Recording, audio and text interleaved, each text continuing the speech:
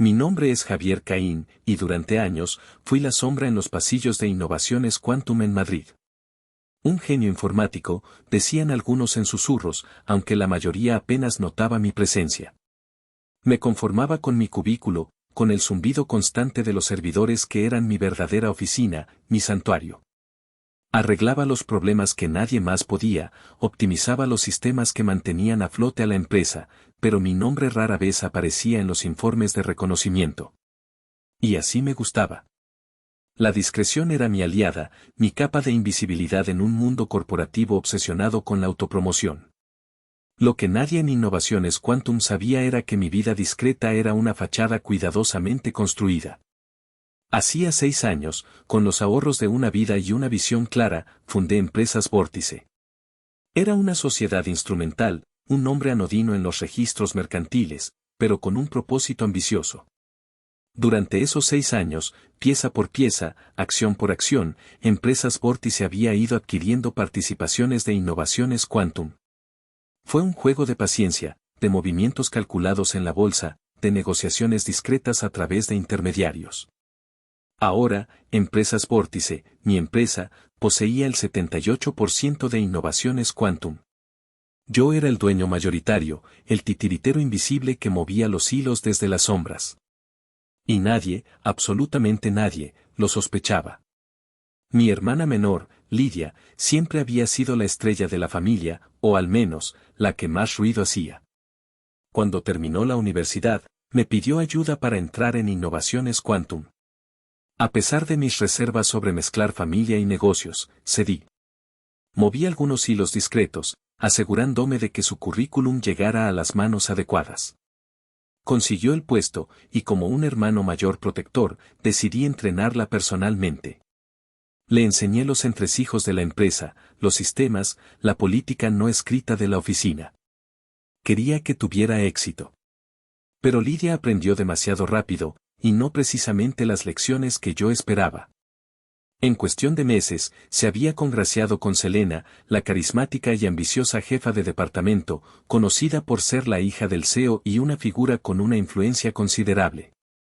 También se hizo íntima de Fernando, mi mejor amigo desde la infancia, quien trabajaba en marketing. Verlos juntos, riendo y conspirando en la cafetería, me producía una extraña inquietud. Pronto, comencé a notar los cambios, sutiles al principio, luego cada vez más evidentes. Lidia empezó a organizar reuniones a las que yo no era convocado, a pesar de que los temas me concernían directamente. Correos electrónicos importantes se perdían antes de llegar a mi bandeja de entrada. Proyectos que yo había iniciado y desarrollado eran reasignados a su equipo, con ella llevándose el crédito. Las miradas de soslayo, los susurros que se acallaban cuando yo entraba en una habitación. La atmósfera se había vuelto densa, cargada de una tensión que podía cortar con un cuchillo. Una tarde, mientras revisaba unos registros de acceso al servidor, una de mis tareas rutinarias para asegurar la integridad del sistema, descubrí algo que me heló la sangre. Lidia había estado accediendo a archivos confidenciales de mi departamento, archivos que no tenían nada que ver con sus responsabilidades. Estaba buscando algo, o peor aún, plantando algo. La semilla de la traición había sido sembrada, y estaba germinando a una velocidad alarmante. Mi propia hermana, la persona a la que había ayudado, estaba afilando el cuchillo que pronto clavaría en mi espalda. Y lo peor era que Fernando, mi amigo del alma, y Selena, la mujer que ostentaba el poder visible, parecían ser sus cómplices en esta oscura trama. La ingenuidad con la que había operado, creyendo en la lealtad y la gratitud, se desvaneció, dejando un sabor amargo a decepción y una fría determinación. Sabía que algo grande se avecinaba, y no iba a ser agradable. La conspiración de Lidia no tardó en dar sus frutos venenosos. Con la astucia de una serpiente y el apoyo incondicional de Selena y Fernando, tejió una red de mentiras a mi alrededor. Fabricaron una queja formal, un documento pulcramente redactado y lleno de jerga corporativa, acusándome de mal uso de datos confidenciales de la compañía. La ironía era tan flagrante que casi me hizo reír, yo, el dueño secreto, acusado de poner en peligro la información de mi propia empresa. Pero la risa se ahogó en mi garganta, reemplazada por una furia fría y calculadora. Sabía que esto era solo el principio de su plan. Noemí, la gerente de recursos humanos, era una vieja amiga de la Universidad de Lidia. Recordaba haberlas visto juntas en fotos de redes sociales, siempre sonrientes, siempre cómplices. Era evidente que Lidia había jugado bien sus cartas, utilizando todas las conexiones a su alcance. Noemí me convocó a su oficina una mañana gris de martes. Su sonrisa era profesional, casi amable, pero sus ojos no podían ocultar un brillo de suficiencia. Sobre su escritorio de caoba pulida, descansaba una carta. Javier, comenzó con un tono que pretendía ser compasivo, hemos revisado la queja presentada y, tras una cuidadosa consideración, la empresa ha tomado una decisión. Hizo una pausa dramática, saboreando el momento. Lamentamos informarte que tu contrato con Innovaciones Quantum queda rescindido con efecto inmediato. Me entregó la carta. Las palabras despido, incumplimiento grave, pérdida de confianza danzaban ante mis ojos. Sentí una oleada de rabia, tan intensa que por un instante temí perder el control. Pero respiré hondo, canalizando esa furia hacia una determinación gélida. Es por el bien de la compañía, Javier, añadió Noemí, como si eso justificara la puñalada. Nada personal, ya sabes. Nada personal, repetí en un susurro apenas audible, mis ojos fijos en los suyos. Ella desvió la mirada, incómoda. Para mis adentros, una voz mucho más oscura y firme sentenció, han cometido el error más grave de sus vidas. Mientras recogía mis pocas pertenencias de mi cubículo, un par de libros técnicos, una taza de café con un chip roto, un pequeño cactus que había sobrevivido milagrosamente a mi negligencia. Sentí sus miradas clavadas en mi nuca. Lidia, Selena y Fernando estaban agrupados cerca de la máquina de agua, observando mi humillación con una satisfacción mal disimulada. Sus sonrisas eran triunfantes, susurrándose comentarios que imaginaba crueles y burlones. No les di la satisfacción de verme derrotado. Caminé con la cabeza alta, cada paso resonando con la promesa silenciosa de una retribución inevitable. 3 días después, la oficina bullía de actividad. Habían organizado una fiesta fastuosa, supuestamente para celebrar el nuevo liderazgo y la transición fluida. Globos de colores chillones adornaban los cubículos, y una mesa improvisada gemía bajo el peso de bocadillos y bebidas baratas.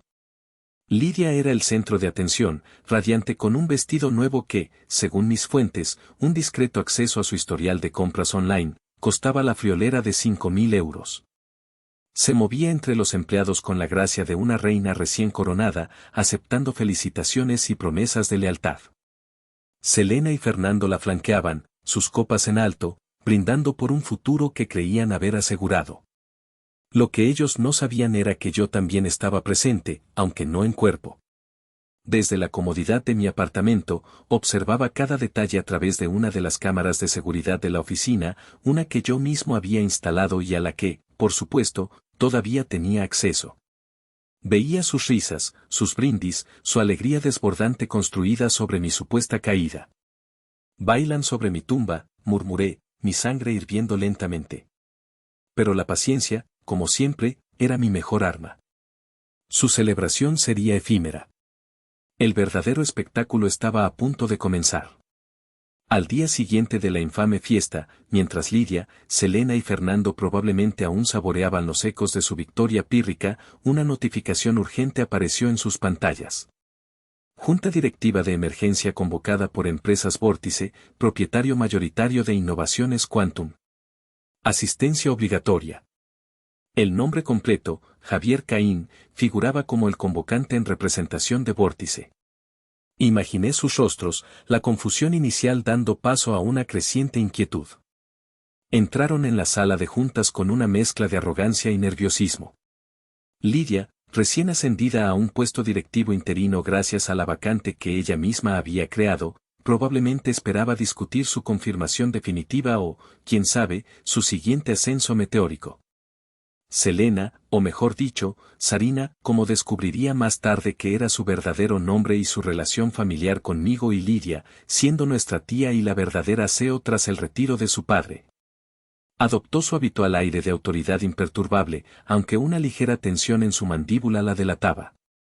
Fernando parecía el más nervioso de los tres, sus ojos inquietos buscando alguna señal que le explicara la extraña convocatoria. Se quedaron petrificados al verme sentado en la cabecera de la larga mesa de conferencias, el lugar reservado tradicionalmente para el CEO. El silencio en la sala era tan denso que se podía masticar. Sus expresiones pasaron de la sorpresa al desconcierto, y finalmente, a un pálido atisbo de temor. Javier, espetó Sarina, rompiendo el silencio, su voz teñida de incredulidad y furia contenida. ¿Qué demonios significa esto? ¿Cómo te atreves a convocar una junta? Con una calma que contrastaba violentamente con la tormenta que se gestaba en sus rostros, deslicé una carpeta a través de la pulida superficie de la mesa hacia el abogado de la junta, un hombre mayor de semblante imperturbable que había visto pasar a muchos directivos. Estos son los documentos de propiedad, señor Martínez, dije con voz firme. Empresas Vórtice, de la cual soy el único propietario y representante legal, posee actualmente el 78% de las acciones de Innovaciones Quantum. Le agradecería que lo confirmara a los presentes. El señor Martínez examinó los documentos con meticulosidad profesional. Cada segundo que pasaba aumentaba la tensión en la sala. Finalmente, levantó la vista y asintió. Los documentos son auténticos y están en regla. Empresas Vórtice es, efectivamente, el accionista mayoritario. El señor Caín tiene plena autoridad para convocar esta junta y tomar decisiones en nombre de la compañía. Las caras de Lidia, Sarina y Fernando eran un poema. La incredulidad luchaba con la comprensión, el pánico comenzaba a reemplazar la arrogancia. Lidia balbuceó algo ininteligible, su rostro pálido como el papel. Este es tu funeral, Lidia, dije, mi voz ahora desprovista de cualquier calidez, fría como el acero. Y el de ustedes también, Sarina, Fernando. Me levanté lentamente, disfrutando del momento. Por conducta antiética, conspiración para socavar a un empleado y acciones perjudiciales para los intereses de la compañía, sus contratos quedan rescindidos con efecto inmediato. Deslicé 3 sobres idénticos sobre la mesa, cada uno con una carta de despido y el correspondiente cheque de indemnización, tal como dictaba la ley. Consideren esto su último pago. Están oficialmente fuera. Lidia me miró con odio puro. No puedes hacernos esto, Javier. Soy tu hermana. La hermandad terminó el día que decidiste apuñalarme por la espalda para conseguir un ascenso, repliqué sin pestañear. Ahora, por favor, desalojen las instalaciones. Seguridad los acompañará. La dulce venganza, servida fría, era incluso más satisfactoria de lo que había imaginado. Creer que Lidia, Sarina y Fernando se rendirían sin luchar habría sido ingenuo. Su humillación pública en la sala de juntas solo había avivado las llamas de su rencor. Los días siguientes a su despido se convirtieron en una guerra de desgaste silenciosa, pero no por ello menos peligrosa. Comencé a recibir llamadas anónimas a altas horas de la noche, silencio al otro lado de la línea, solo una respiración apenas perceptible, diseñada para inquietar, para minar mi tranquilidad. Luego llegaron los correos electrónicos, enviados desde direcciones encriptadas, con amenazas veladas y vagas acusaciones. Intentaban jugar con mi mente, sembrar la duda. Una noche, al regresar tarde de la oficina, encontré la puerta de mi apartamento ligeramente entreabierta. Un escalofrío recorrió mi espalda. Entré con cautela, cada sentido alerta. Nada parecía fuera de lugar, ningún objeto de valor había sido robado. Pero mi computadora portátil estaba abierta sobre el escritorio, y el historial de acceso mostraba que alguien había estado revisando mis archivos. Era un mensaje claro, podían llegar a mí. Revisé las grabaciones de las cámaras de seguridad que había instalado discretamente en mi propio hogar. La figura encapuchada que se movía con sigilo por mi sala de estar utilizó una vieja tarjeta de acceso al edificio, una que solo Lidia o Fernando podrían haber conservado de mis días como un simple empleado de IT. Guardé las grabaciones, serían útiles. Lidia, consumida por la desesperación y la sed de venganza, preparó su golpe final. Su plan era audaz y malicioso, desacreditarme por completo durante la Junta Anual de Accionistas, el evento más importante del calendario corporativo de Innovaciones Quantum. Planeaba presentar pruebas de que Empresas Vórtice, mi sociedad instrumental, se había fundado utilizando software robado y una red de sociedades fantasma fraudulentas. Quería pintarme como un estafador, un impostor que había usurpado ilegalmente el control de la compañía. Pero yo conocía a mi hermana. Conocía su ambición desmedida y su falta de escrúpulos. Semanas antes, anticipando una jugada sucia, había plantado un señuelo en el sistema de innovaciones Quantum, una carpeta con archivos de aspecto sospechoso. Etiquetada deliberadamente como vulnerabilidad-propiedad-vórtice. Contenía datos falsos, diseñados para parecer comprometedores pero que, bajo un escrutinio adecuado, se desmoronarían. Sabía que Lidia, en su afán por encontrar munición contra mí, mordería el anzuelo. Y así fue. Llegó el día de la Junta Anual de Accionistas. El auditorio estaba repleto, inversores, miembros de la prensa especializada, empleados clave. Presenté los resultados del último año fiscal, los números eran sólidos, los beneficios se habían disparado desde que tomé el control total.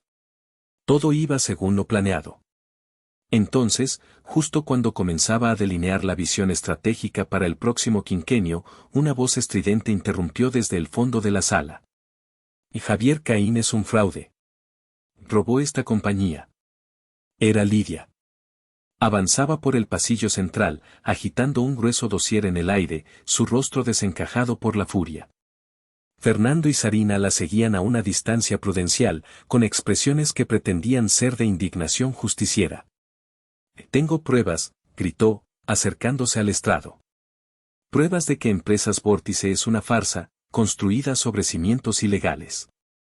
No es el dueño legítimo de esta empresa. El murmullo en la sala se convirtió en un clamor.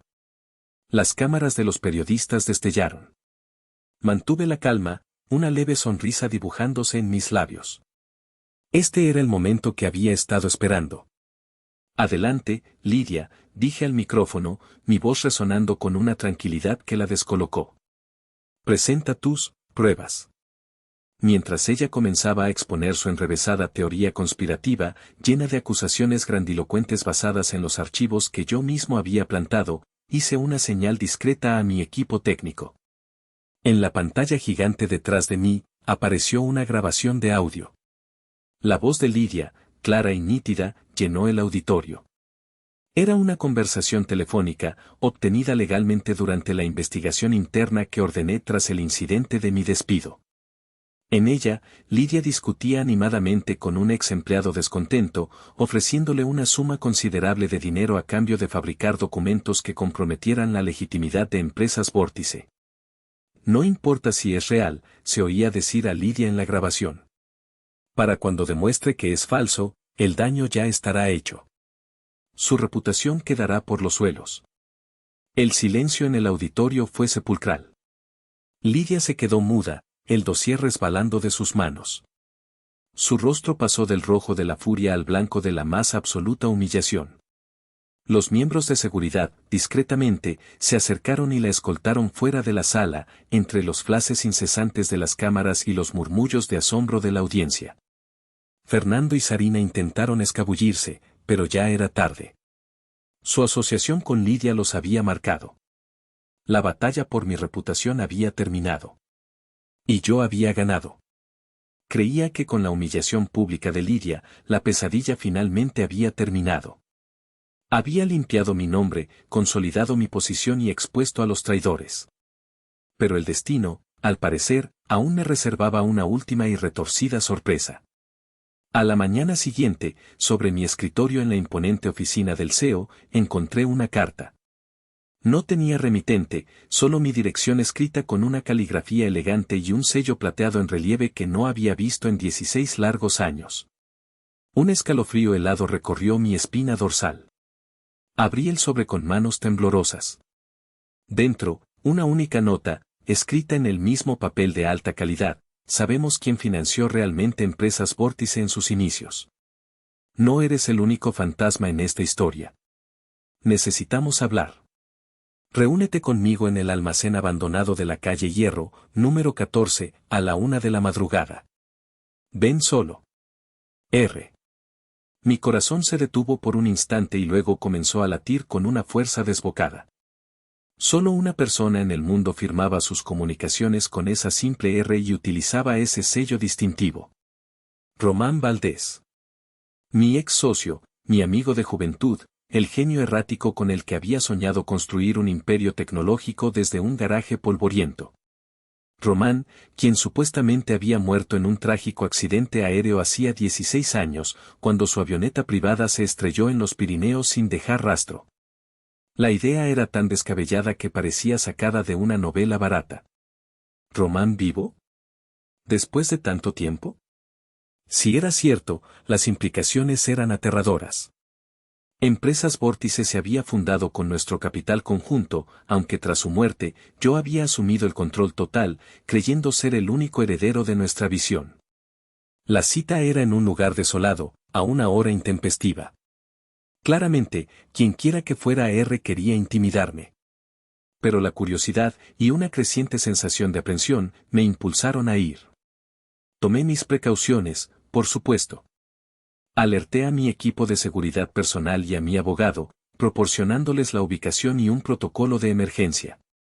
A la 1 en punto de la madrugada, entré en el almacén abandonado. El aire olía a polvo y a olvido. Una única bombilla parpadeante iluminaba débilmente el vasto espacio. Y allí, emergiendo de las sombras, estaba él. Román Valdés. El mismo cabello revuelto, la misma sonrisa arrogante, la misma chaqueta de mezclilla desgastada que solía usar. Era como si el tiempo no hubiera pasado por él. Mucho tiempo sin verte, Javier, dijo, su voz con el mismo tono burlón que recordaba. Creí que estabas muerto, respondí, mi voz apenas un susurro. La conmoción era abrumadora. Román soltó una carcajada. Casi. Digamos que necesitaba desaparecer por un tiempo. Algunas deudas, ya sabes cómo es. Se acercó, sus ojos brillando con una codicia familiar. Pero he estado observándote, Javi. Viendo cómo tomabas nuestra pequeña empresa y la convertías en este monstruo. Buen trabajo. Pero es hora de que el socio fundador reclame lo que es suyo. Me arrojó una memoria USB. ¿Qué es esto?, pregunté, aunque ya me temía la respuesta. Pruebas, dijo Román con suficiencia. Pruebas de que Empresas Vórtice se financió inicialmente a través de una cuenta offshore que abrí antes de mí, pequeño percance. Lo que significa, querido Javier, que legalmente poseo el 45% de todo esto. Su sonrisa se ensanchó. Estás viendo a un fantasma con un reclamo muy real. Sentí que el suelo se abría bajo mis pies. Si lo que decía era cierto, mi imperio, construido con tanto esfuerzo y sacrificio, estaba en peligro. Pero entonces, una pieza del rompecabezas encajó. Recordé una cuenta offshore sospechosa, vinculada a un testaferro, que había aparecido durante mis investigaciones años atrás al consolidar Vórtice. Una cuenta que había sido utilizada para las inversiones iniciales y que luego quedó inactiva. Una sonrisa gélida se dibujó en mis labios. Eres un fantasma, Román, sí. Un fantasma con delirios de grandeza. Saqué una carpeta de mi maletín. Resulta que yo también he estado ocupado. Esa cuenta offshore que mencionas, la rastreé hace años. Y hace 8 meses, la compré legalmente a través de una serie de intermediarios. El testaferro estaba más que feliz de venderla por una fracción de su valor. Los ojos de Román se abrieron como platos. La arrogancia se desvaneció de su rostro, reemplazada por una incredulidad furiosa. Usaste la cuenta de un hombre muerto para intentar reclamar una fortuna, Román, continué, mi voz firme. Y yo usé esa misma cuenta para enterrarte legalmente. No posees el 45% de nada. Eres solo eso, un fantasma sin poder. En ese momento, las luces del almacén se encendieron de golpe, revelando a mi equipo de seguridad y a varios agentes de policía. Mi abogado se adelantó. Román Valdés queda detenido por fraude, extorsión e intento de suplantación de identidad. Mientras se lo llevaban esposado, Román me lanzó una mirada de odio puro. Me tendiste una trampa, Caín. No, Román, respondí con calma. Simplemente terminé la historia que tú intentaste borrar hace 16 años. Estás acabado. Regresé a mi oficina al amanecer, el sol tiñendo de oro los rascacielos de Madrid. Me senté en mi sillón de CEO, sintiendo por primera vez en mucho tiempo una profunda sensación de paz. Ya no quedaban fantasmas que me acecharan, ni traidores que pudieran socavar mi trabajo. Colgué un nuevo cuadro en la pared, una pieza de arte abstracto que simbolizaba el caos ordenado, la belleza emergente de la lucha.